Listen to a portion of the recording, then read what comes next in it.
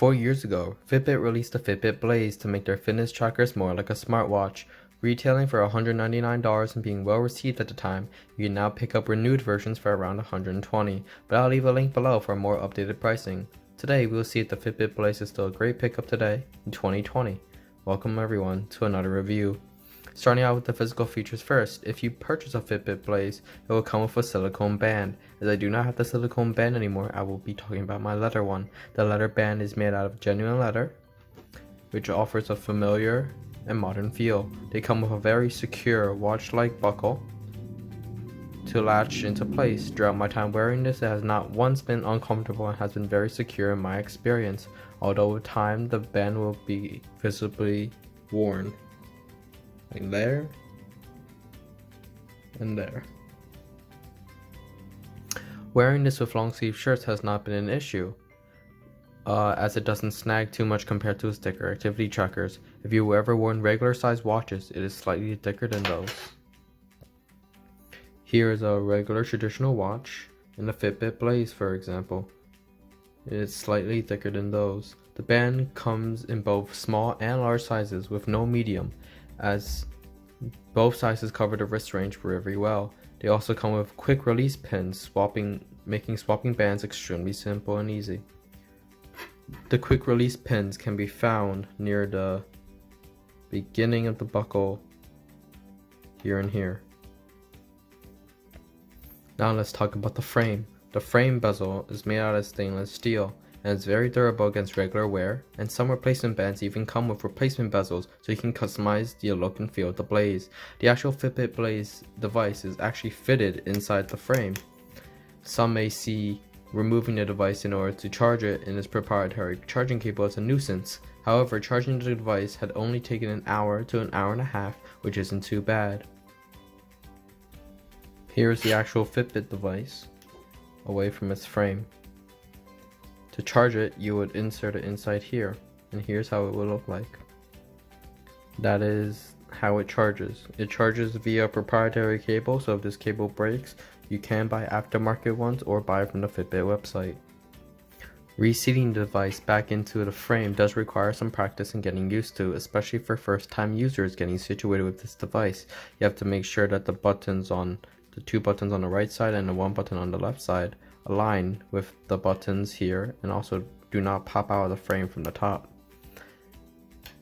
This is talking about battery life. The battery life isn't too bad, considering that they claim battery life of this device is up to 5 days. But from my testing, having the quick view setting on, brightness and heart rate tracking set to auto, and having notifications and Bluetooth Classic to control my music on, from full battery charge to dead, the Blaze only lasted 1.5 to 2.5 days from my testing. This may be due to the fact that I have used this and charged this device multiple times since purchasing, and as the battery has degraded. However, I may be in the minority, as I assume the new and renewed models should be closer to the 5-day mark. Compared to smartwatches, even my degraded battery is still better than those of the Apple Watch, which needs to be charged daily.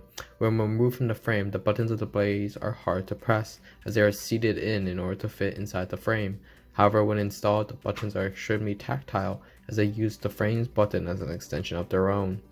On the back of the device is a heart rate sensor, which is fairly accurate. But I do have issues with it, which I'll talk to later in the video. The screen has not shown any sign of scratches with my years of use.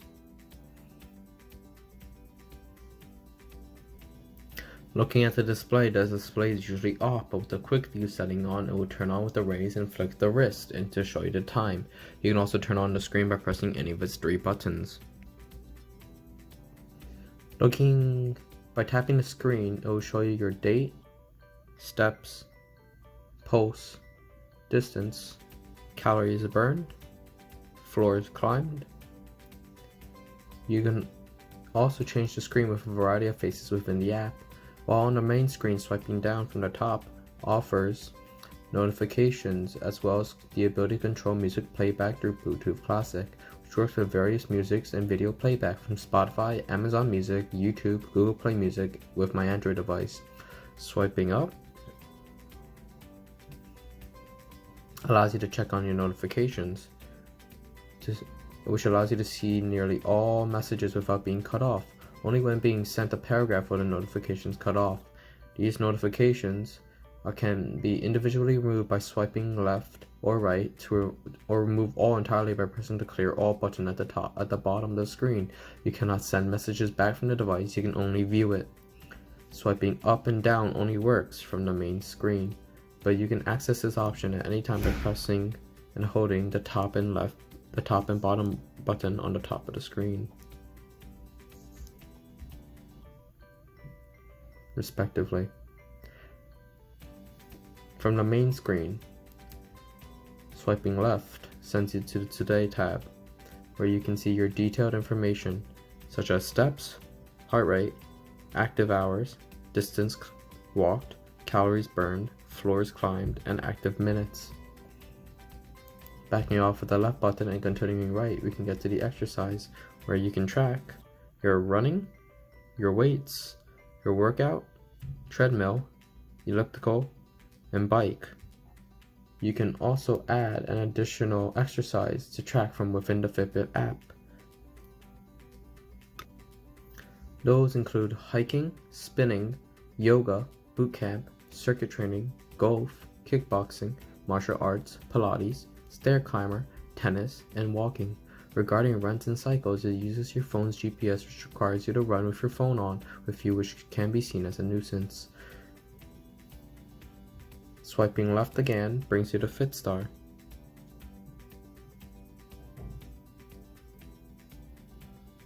Which acts as a mini coaching session on your wrist, ranging from warm it up, 7-minute workout, and 10-minute abs. These are instructions on how to follow the said session, as well as animation of the exercise if you do not know what they are talking about.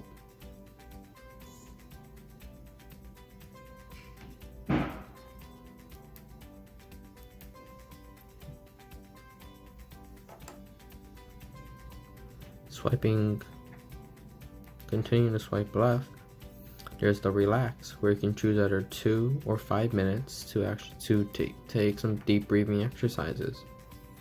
The next is timer, which does your stopwatch and countdown, which is self-explanatory. And after timer is going to be your silent alarms.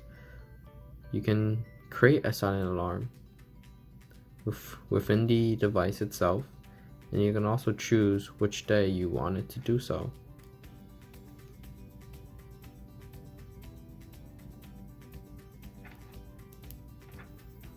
After alarms is going to be your settings, which is self-explanatory.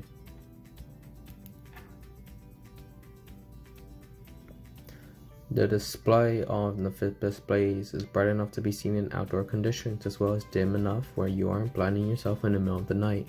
I found the auto setting to work great in this regard.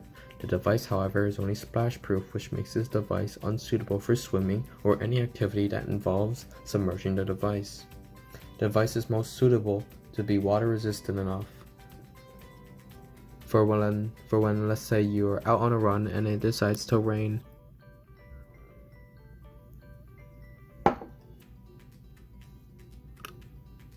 Most of the data it tracks is pretty accurate. However, I found the heart rate to be a little bit off, especially when it comes to the resting heart rate. The resting heart rate is a very important metric when it comes to heart health, though I found it to be inaccurate when it comes to reading my resting heart rate, as it reads it higher than it should for some reason. There are times when my heart rate is actually lower than my resting heart rate, so for my heart rate accuracy, I give it a tolerance of 5 to 10 beats per minute.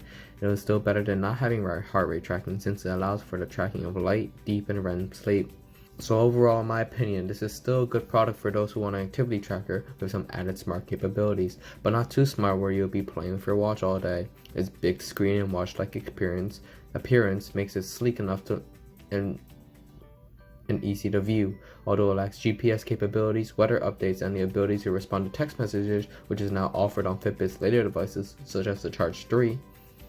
The Blaze is a great band in general. The Fitbit in general has always been able to provide the most well-rounded experiences for consumers.